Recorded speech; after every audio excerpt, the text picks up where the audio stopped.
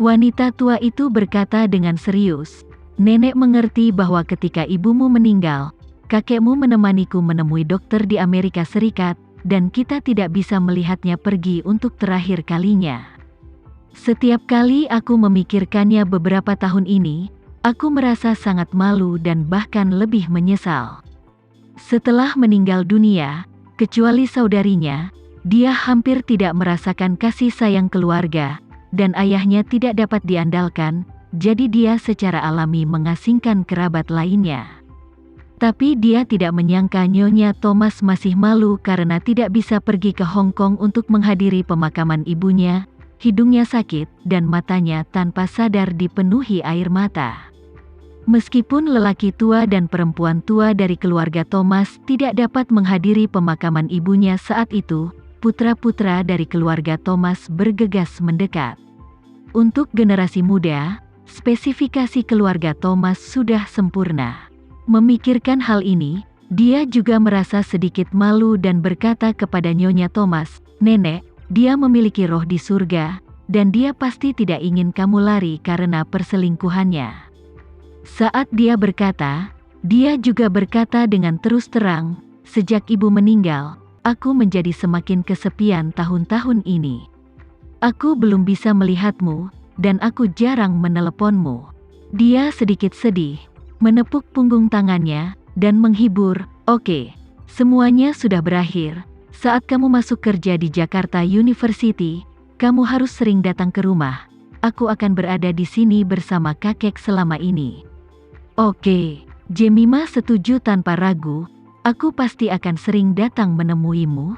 Thomas berkata saat ini, "Jemima, ayo masuk dan bicara. Kakek memiliki seorang cucu perempuan yang sedang menjalani prosedur pendaftaran mahasiswa baru di universitas. Aku baru saja memperkenalkanmu padanya nanti. Kamu akan menjadi dosen di Universitas Jakarta di masa depan, dan dia mahasiswa baru di Universitas Jakarta. Biasanya aku harus meminta bantuanmu untuk merawatnya." Jemima terkejut pertanyaan, "Kakek, dia akan belajar di Universitas Jakarta?"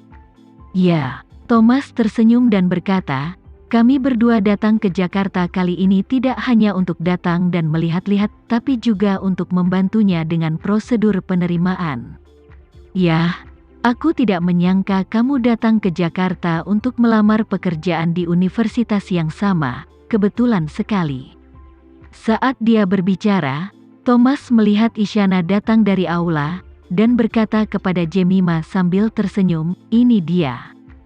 Saat ini, Isyana berjalan dari aula utama dengan langkah ringan.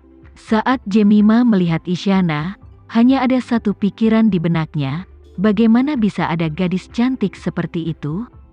Bahkan, dia sangat cantik di usia muda. Dia telah melihat semua jenis kecantikan di Hong Kong. Namun meski begitu, ketika dia melihat Isyana untuk pertama kalinya, dia masih kaget. Kecantikan Isyana adalah tipe yang hampir tidak pernah dia lihat sebelumnya. Tidak cukup sempurna untuk menjadi sempurna, bahkan sempurna di luar imajinasi. Dengan kata lain, biarkan Jemima membayangkan apa yang menurutnya adalah wanita tercantik di benaknya, dan kemudian bandingkan wanita itu dengan Isyana, masih akan ada celah yang tidak dapat diatasi. Saat Isyana datang ke Jemima, Jemima masih shock dengan penampilannya. Thomas di samping berkata, "Jemima, izinkan aku memperkenalkan kepadamu. Ini Agnes Danendra. Dia baru saja datang dari Malaysia dan merupakan mahasiswa baru jurusan arkeologi di Jakarta University." Jemima kembali sadar, lalu bertanya dengan heran, "Apa kata kakek? Jurusan arkeologi?" "Ya." Thomas mengangguk dan berkata sambil tersenyum, "Ini jurusan arkeologi. Cucu perempuanku lebih menyukai budaya tradisional. Dan dia tertarik dengan peninggalan budaya dan situs bersejarah itu, jadi dia memilih arkeologi." Dia kemudian memperkenalkan kepada Isyana, "Agnes, ini adalah cucu perempuan Jemima yang baru saja aku ceritakan, dan dia akan mengunjungi kami karena dia di sini untuk wawancara untuk jabatan dosen." Isyana sedikit tersenyum, mengulurkan tangannya dengan sangat sopan, dan berkata sambil tersenyum, "Kak Jemimah, halo. Aku akan berada di sekolah yang sama denganmu di masa depan, jadi tolong jaga aku."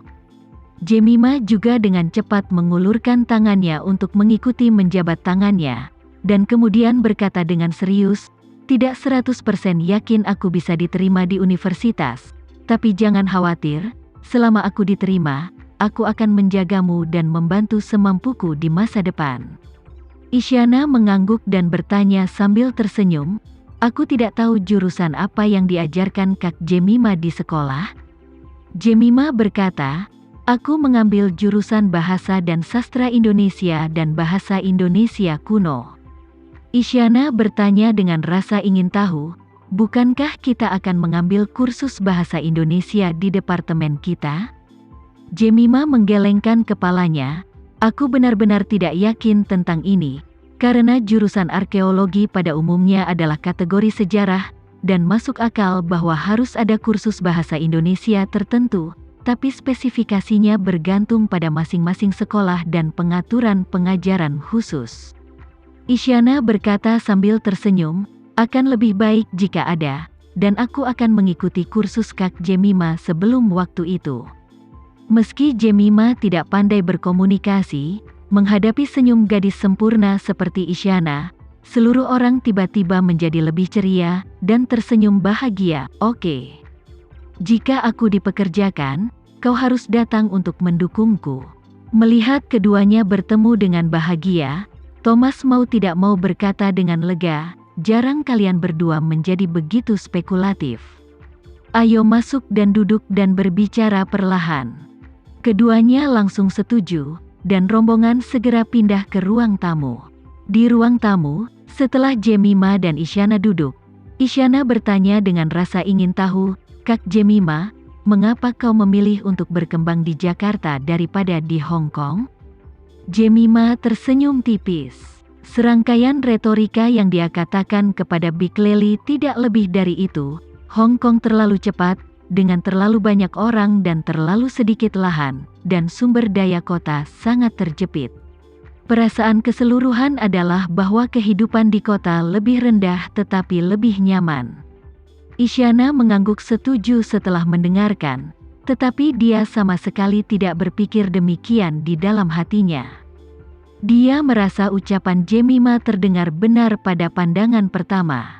Hong Kong, kota internasional tingkat pertama, secara alami memiliki kecepatan yang lambat, dan memang benar bahwa Hong Kong memiliki banyak orang dan banyak tanah.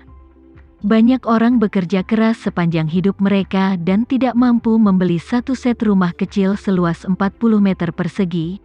Begitu banyak anak muda dari Hong Kong secara bertahap mulai berkembang di tempat lain, terutama zona khusus yang berdekatan dengan Hong Kong, yang menarik banyak anak muda dari Hong Kong. Namun, Isyana juga sangat jelas bahwa Hong Kong adalah tempat di mana surga dan neraka hidup berdampingan.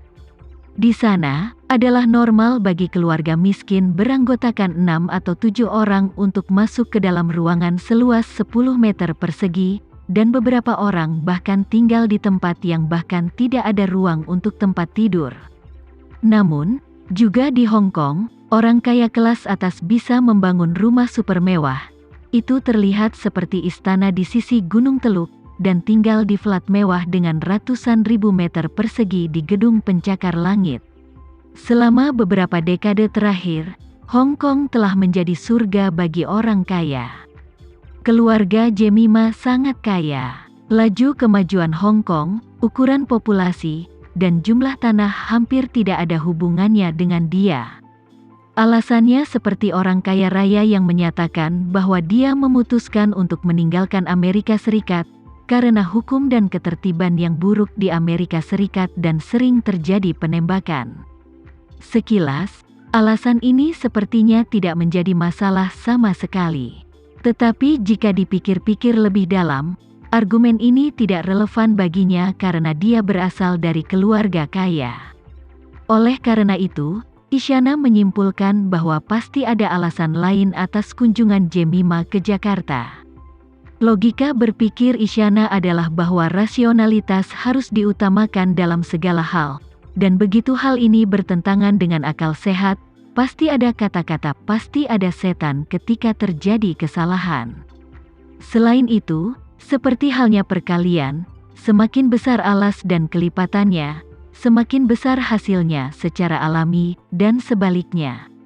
Jika hasilnya besar, maka alas dan kelipatannya tidak akan kecil.